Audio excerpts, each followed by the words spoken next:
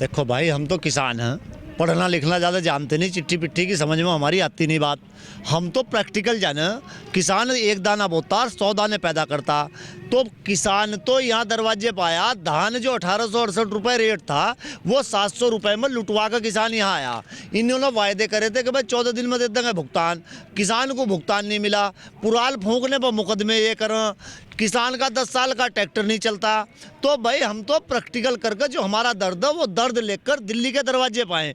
दरवाजे का मतलब देश के राजा के दरवाजे पर आए, और देश के राजा के दरवाजे पर आने के बाद देश का राजा पानी की बौछार कर कर सड़कें खुदवा कर भगाने का काम करता हो।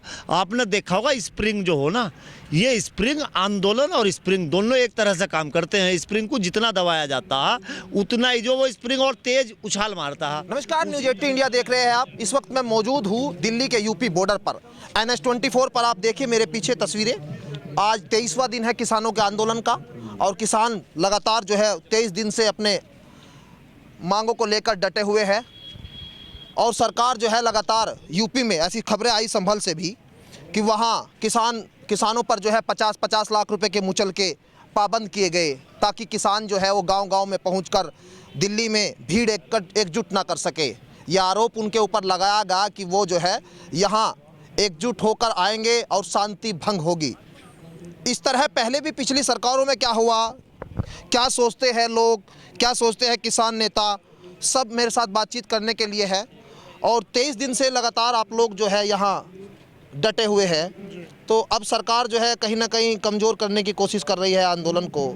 तो क्या लगता है, क्या जवाब देना चाहेंगे आप सरकार को? नहीं, सरकार तो पहले दिन से ही इसे कमज़ोर करने के लिए, जो किसान आंदोलनरत है, तो पहले दिन से ही कमज़ोर करने का प्रयास कर रही है। आज तक इतिहास में जितने भी किसान मूवमेंट हुए पूर्व की सरकारों में, उसमें कभी भी ऐसी स्थिति उत्पन्न नहीं हुई कि किसान को बदनाम किया गया उग्रवाद के नाम पे, खालिस्तान के नाम पे, या फला नाम के नाम पे। किसान जो है वो किसान है। इस पूरे भारतवर्ष का, मैं तो ये कहूँगा पूरे जीव का ही, पूरी जीव जाति का ही जो है पेट भरने का काम करता है। तो आप उसे बदनाम करते हैं, आप कहते हैं कि वो राष्ट्रद्रोही है। मैं कहता हूँ कि किसान का तमाम बच्चा वो बॉर्डर पे भी सुरक्षा संभालता है और वो देश के अंदर भी सुरक्षा संभालता है। तो आप उसे ही बदनाम कर रहे हैं, तो इसका मतलब उसका बच्चा भी बदनाम हो रहा।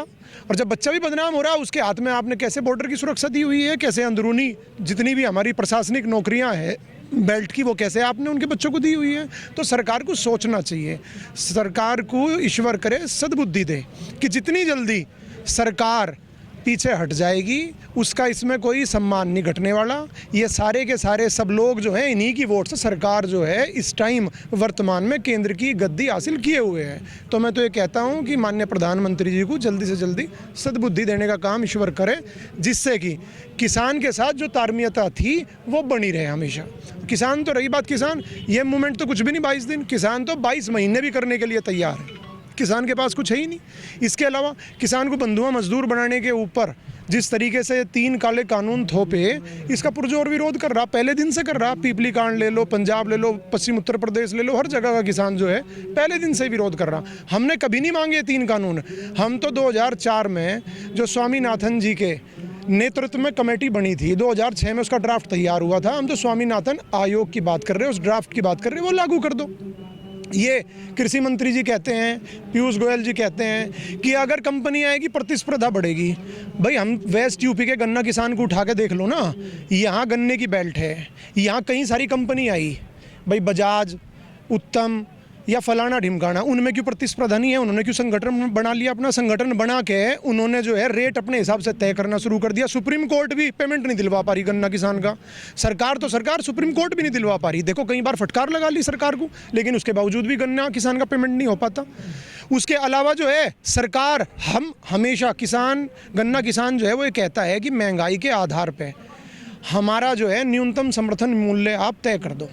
अगर महंगाई बढ़ रही तो आप उसे भी कम से कम किसान के खाते में, किसान को मिनिमम वो कॉस्ट तो देने का काम करें। वो नहीं मिल पाती। कहाँ मिल पाती है? आप भी यहीं, हम भी यहीं, सबको पता है इन चीज़ों के बारे में। तो जब गन्ना किसान का पेमेंट नहीं दिला पा रहे जो है उस प्रतिस्पर्धा में, तो कैसे दिलवा देंगे फसलों के दाम? वो अपना स्कैंडल बना के, अपनी यूनियन बना के बैठ जाएंगे, अपने हिसाब से रेट तय करेंगे, किसान से मंदा खरीदेंगे, आप लोगों को जो आम जनता है उसे महंगा बेचेंगे। भाई इन्होंने पेट्रोल डीजल पे जो तेल है उस पर से अपना नियंत्रण खत्म करा, कहाँ चला गया आप देखो।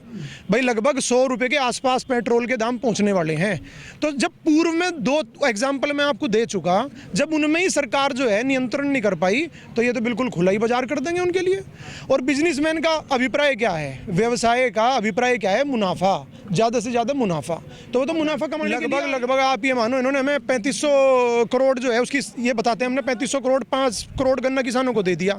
आपने उसका लगाया डिवाइड करके कितना बैठा, हमारा पैसा, हमारे पे एहसान जतारे 693 रुपये प्रति किसान बैठे। मैं आपसे ही पूछूं 693 रुपये में आप चला सको अपना? मैं कह रहा एक दिन भी नहीं चला सकते। तो किसान को क्या है 693 रुपये देगा, कहने लगे जो है साहब हमने आपको सब्सिडी दे, हमने आपको जो है पैसा दे दिया जो है 5 करोड़ गन्ना किसानों को सीधा सीधा 3500 करोड़ रुपये। कहाँ दे दिया आपने पैसा? वो हमारा पैसा भाई, हमने गन्ना डाल रखा, आपने हमारा पैसा आप देखो कितने दिनों बाद दिया, और दिया कितना मिला क्या प्रति किसान? 693 रुपये। क्या हो 693 रुपये में? हम तो कह रहे हैं हमने गन्ना डाला, आप हमारा 14 दिन में जो आपने वादा किया था उत्तर प्रदेश सरकार ने, 14 दिन बाद हमारा पेमेंट कर दो आप। एक चीज़ आप बताइए कि जो यहाँ आप लोग बैठे हैं कब तक रहेंगे? क्योंकि टिकैत साहब तो ये भी कह चुके हैं कि अब 26 जनवरी तक जो है वो हल क्रांति करने जा रहे हैं किसान। नहीं, जब तक हमारी ये मांगे पूरी नहीं होंगी, जब तक ये सरकार नहीं झुकेगी, हम तो यहीं पे मौजूद रहेंगे। जब तक हमारे लोगों का आदेश नहीं होगा तब तक हम यहाँ मौजूद रहेंगे। 26 जनवरी क्या 15 अगस्त भी आ जाए दोबारा से, तब तक भी रहेंगे। हम यहाँ से हटेंगे नहीं, यहीं डटे रहेंगे।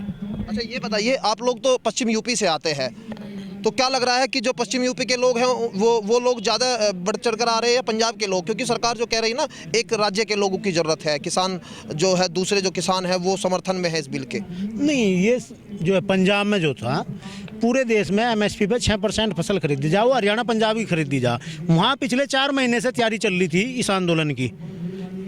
तो वे लोग ज़्यादा मात्रा उसमें आए तादाद में, और हमारा जो मामला है पश्चिमी उत्तर प्रदेश में अब जो है ये एक जन आंदोलन बन गया। अब हर घर से और हर गांव से बड़ी तादाद में यहाँ पश्चिमी उत्तर प्रदेश से किसान आंदोलन में भाग ले रहा। और आप देख रहे होंगे यहाँ गाजीपुर गेट पे चिल्ला बॉर्डर जाम है, ये सब जो है इधर से पश्चिमी उत्तर प्रदेश से भारी मात्रा में किसान आंदोलन में भाग ले रहा।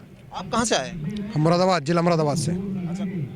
कब से आए हैं? अब कब तक रहने का प्रोग्राम है? 4 दिन हो गए हैं, और जब तक हमारे नेता राकेश टिकैत जी जब तक, और किसान जब सरकार जब तक हमारी मांगे पूरी नहीं करेगी, जब तक एमएसपी पे कानून नहीं बनाएगी कि एमएसपी से नीचे कोई भी नहीं खरीदेगा, तब तक हम यहाँ से नहीं जाएंगे, दिन हो या रात। हम अपना प्रैक्टिकल छोड़ के आए हैं, हमारे कॉलेज में चल रहे हैं प्रैक्टिकल की चिंता नहीं है हमें। हम किसान हैं, खेती से संबंधित लोग हैं, जब तक हमारी मांगे पूरी नहीं होंगी कर रहे हैं आप? यहाँ से नहीं जाए। एमकॉम कर रहे हैं हम।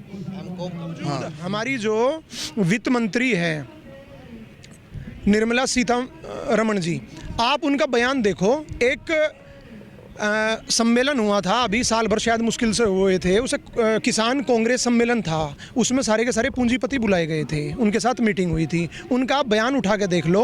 उस बयान में हमारी वित्त मंत्री ने ये कहा कि इन मंडियों का समय अब समाप्त हो चुका। बयान उठा के देख लेना कि मंडियों का समय अब समाप्त हो चुका, इनकी उम्र हो चुकी, अब इन्हें खत्म करने का दौर आ गया।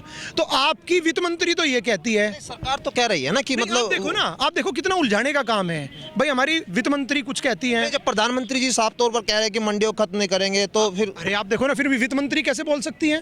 तो सरकार के बीच में तारमीयता की कमी है ना, इसका मतलब। मोदी जी तो 15-15 लाख आपने आप देखो 2014 में, मोदी जी ने तो 15-15 लाख 2014 में देश के प्रधानमंत्री ये कहते हैं बिजनौर की मीटिंग में, मेरठ की मीटिंग में और बागपत की मीटिंग में, ये कहते हैं कि स्वामीनाथन आयोग की पूरी की पूरी रिपोर्ट लागू करी जाएगी। उन्होंने ये 3 जो काले कानून आए इनके बारे में क्यों नहीं कहा उस टाइम? भाई किसान को, यहाँ के गरीब को, मजदूर को क्या उन्हें जो है अपने समर्थन में नहीं लेना चाहिए था? अच्छा एक चीज़ हो रही है आज, पढ़ना लिखना ज़्यादा जानते नहीं, चिट्ठी पिट्ठी की समझ में हमारी आती नहीं बात। हम तो प्रैक्टिकल जाने, किसान एक दाना बोता 100 दाने पैदा करता। तो किसान तो यहाँ दरवाजे पाया, धान जो 1868 रुपये रेट था वो 700 रुपये में लुटवा कर किसान यहाँ आया। इन्होंने वायदे करे थे कि भाई 14 दिन में दे देंगे भुगतान, किसान को भुगतान नहीं मिला।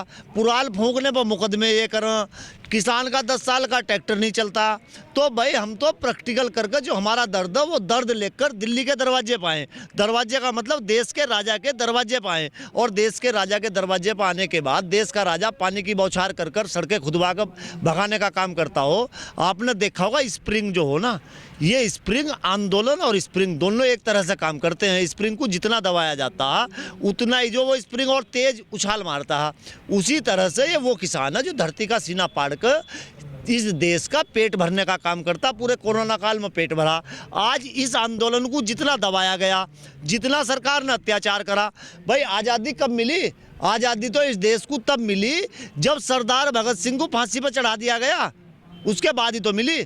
आज ये कितनी लाठी चला लो, कितनी गोली चला लो, जितनी इनकी तोपों में हो गोले, ये उतने गोले अपने दाग लो, छोड़ लो। किसान अपना सीना तैयार करके लेकर आया और पूरे देश का आंदोलन है।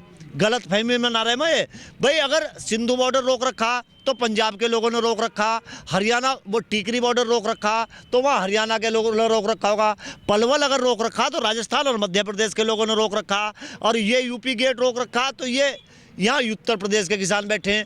तो इन्हें क्या दिखाई नहीं दे रहा भाई? शायद हमें तो ये लग रहा कि इंटेलिजेंस और आईबी जितनी भी संस्थाएं हैं वो सारी की सारी भारत सरकार की फेल हो गई। और जब वो कह दें कि जब गिद्दड़ की मौत हो तो गांव की तरफ को भागो, अब ये 700 पंचायत करने के लिए गांव की तरफ को भाग रहे हैं। अब गांव में हो रहा है इनका इलाज, ये जाओ तो सही गांव की तरफ को, गांव में पंचायत करना, ये गांव में पंचायत करने जाओ, रुद्रपुर में इनका इलाज होया, गाँव में किसान अपने आप जवाब दे देगा, इनसे लेगा हिसाब। जो 700 रुपये में धान लुटा गया ना 800 रुपये में, तो ये अपनी जेब में जो समझाने जाम, जिस गांव में चौपाल करने जाम, तो वहाँ अपनी जेब में उस गांव के किसानों का हिसाब किताब और घेर कर लेकर जाम, नहीं तो हूँ इलाज होगा इनका, वहाँ घेर कर लेकर जाम। और ये गलत फहमी में ना रहे किसी। कोरोना काल में ठीक है ना, जीडीपी किसानों की गई है ना, कोरोना काल में जीडीपी जो पॉजिटिव रही है वो किसानों की रही है, खेती से ही रही है, तभी तो पॉजिटिव रही है जीडीपी, बाकी तो सब नेगेटिव में जा रहा था ना जीडीपी का। सरकार जो है किसान यही कह रहे हैं कि जितना किसानों को दबाया जाएगा इतना वो जो है उभर कर सामने आएंगे।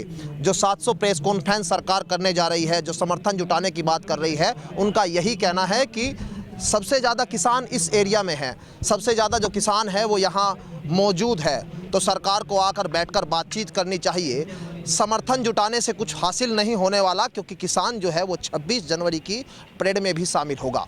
अब यहाँ सरकार क्या कदम उठाती है ये देखना होगा, लेकिन जो किसान है वो अपनी मांगों को लेकर अड़े हुए हैं। सहयोगी कमल शर्मा के साथ Rahul Rana, news 18 India, Ghazipur border, Delhi.